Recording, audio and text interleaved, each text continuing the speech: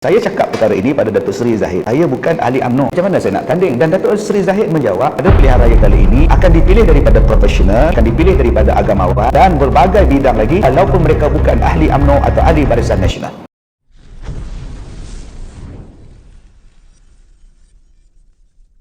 Yang pertama, saya mengucapkan ribuan terima kasih kepada Datuk Seri Zahid Hamidi dan keseluruhan barisannya kerana memilih saya untuk bertanding mewakili Barisan Nasional di Parlimen P056 di Larut pada peringkat awalnya, dan saya telah menerima untuk bertanding di atas tiket Barisan Nasional. Tetapi tak sampai beberapa jam selepas itu saya menarik semula penerimaan itu atas beberapa sebab. Yang pertama sekali, sebelum saya menerima tawaran pelawaan daripada pimpinan UMNO Negeri dan Pusat, saya mengatakan bahawa saya mempunyai satu prinsip bahawa kalau saya bertanding, saya tidak mahu bertanding melibatkan ahli keluarga di dalam satu parlimen, satu DUN dan sebagainya. Itu adalah saya punya prinsip, dan prinsip itu diamanahkan oleh arwah ibu saya kepada kami, khususnya kepada saya lah. Jadi apabila saya ditawarkan bertanding, saya berunding dengan abang-abang saya yang juga terlibat dengan politik di DUN dan Parlimen Larut, dan mereka menyatakan bahawa mereka tetap untuk bertanding walaupun di atas parti lain dalam parlimen yang sama. Dan beberapa rundingan dilakukan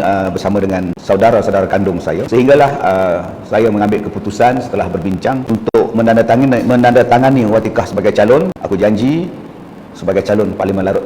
Dan dalam masa yang sama juga, abang saya juga menandatangani wakil bagi satu lagi parti yang berbeza, tanpa kami saling mengetahui. Yang dia pun tanda tangan, saya pun tanda tangan, sebab kita tidak ada cerita lagi selepas itu, sebab kita dah ingatkan dia tak tanding, dia pula ingat saya tak tanding. Jadi bila bincang sama ada saya nak tarik diri atau abang yang nak tarik diri, maka kita bincang-bincang sampailah pada maghribnya jam 8 malam sebelum pengumuman itu, jelah saya menghormati sebagai satu keluarga, saya memberi laluan kepada abang saya untuk bertanding di parlimen yang sama, iaitu di dalam DUN Batu Kurau.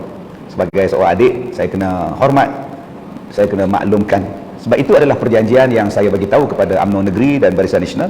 Saya tidak akan bertanding sesama keluarga sebab boleh menimbulkan persepsi yang tak berapa cantik di kalangan masyarakat, khususnya di Parlimen Larut.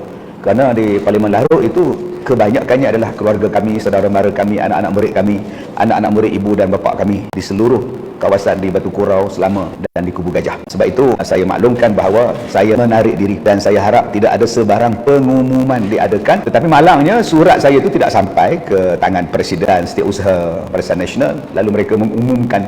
Itulah yang jadi isunya. Besok pagi terus diumumkan calon yang lain. Itu yang menimbulkan cerita apa pula ni Datuk Seri macam mana. Jadi ini tidak timbul isu sebab kita dah sampai awal. Cuma surat yang saya berikan di tangan mereka itu tak sampai ke tangan Presiden dan sebagainya. Sampai selepas pengumuman diadakan lebih kurang jam 12 malam baru sampai, dan Alhamdulillah Datuk Seri Zahid menerima keputusan saya dan terus diumumkan calon di Parlimen Larut dengan calon yang baru. Jadi tidak timbul isu misalnya saya ditolak dan sebagainya di mana-mana bahagian cawangan, padahal saya adalah dipersetujui oleh semua, khususnya di Barisan Nasional Negeri dan Pusat. Begitu juga di bahagian, dan tidak timbul isu flip-flop, sekejap setuju, sekejap tidak setuju. Saya dah maklumkan pada Datuk Seri dan mereka menghormati keputusan itu. Sebab itu adalah awal-awal ditawar itu dahulu yang saya sebut, saya tidak akan bertanding di dalam pilihan raya melibatkan ahli keluarga, sebab saya menjaga nama keluarga dan hubungan keluarga, mengatasi segala-galanya. Jadi saya harap kepada pengundi-pengundi di Larut, saya minta maaf, insya-Allah. Walaupun demikian, saya berjanji saya akan turun juga ke Larut, walaupun sebagai seorang pendakwa, saya akan bantu apa yang boleh saya bantu untuk sahabat saudara mara saya di Larut, di Kubu Gajah, di Batu Kurau, Selama. Insya-Allah saya tetap di hati saya Larut dan seluruh kawasan di bahagian Larut.